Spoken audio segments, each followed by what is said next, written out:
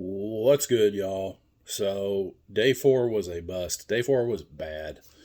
And that seems to happen maybe once a month where I get up and I'm just like, get out of that kitchen, you little shit ball. Come here. Come say hi to my friends and then go get with mom because you're a naughty little bastard. Come here. Come on. Up here. Get up here. Ho, ho, ho. We're falling. There we go. Hi. Usurped by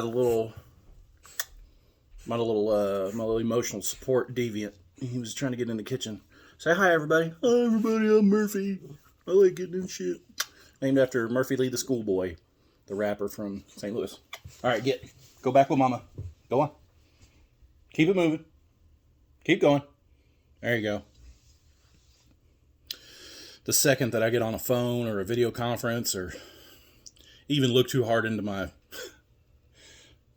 cell phone, he's somewhere he's not supposed to be, which is the kitchen usually. I had a rough day yesterday. It was, I feel like I'm slouching. Yeah, there we go. It was a rough day. And gosh, I don't have much to show for it, but I took care of my mom and we had good breakfast and dinner. It was not a bad day, but man, were my emotions just out. It gets very frustrating with the uphill climb of social media. And I'm not going to get into it again today. You can check my day 4 video if you want to listen to my rant. But today I wanted to touch very briefly. I want to try to keep my videos around 4 minutes. Who knows if that's going to happen. I'm going to try. I fell on Christmas Eve twice. I slipped once.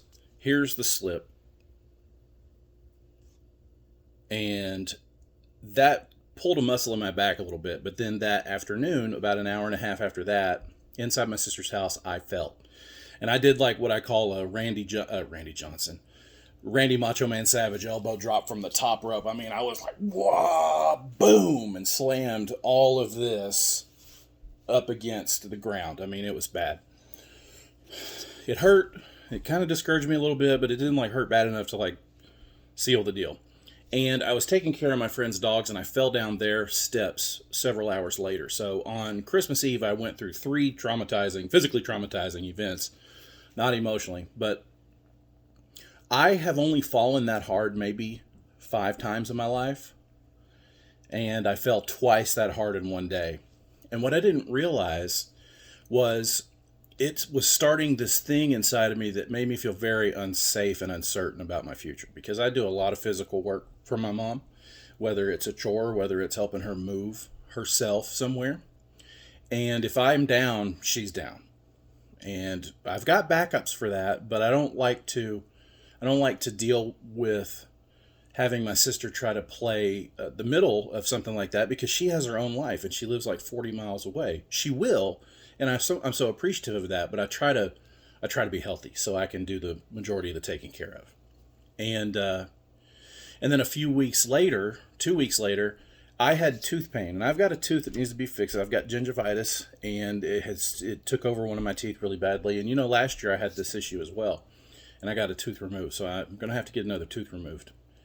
But it was the physical most pain I've ever experienced in my life. I was so aggressively in pain, and what I mean by that is I told my mom, I was like, and I meant this kind of seriously, she would never do it. But I said, if you could hit me as hard as you could in the face, that would make my face feel better because it was in so much pain. Ridiculous. I don't ever want to be in that much pain ever in my life again. And I felt like I could like scratch myself or something. I didn't do any of these things. I didn't self-harm.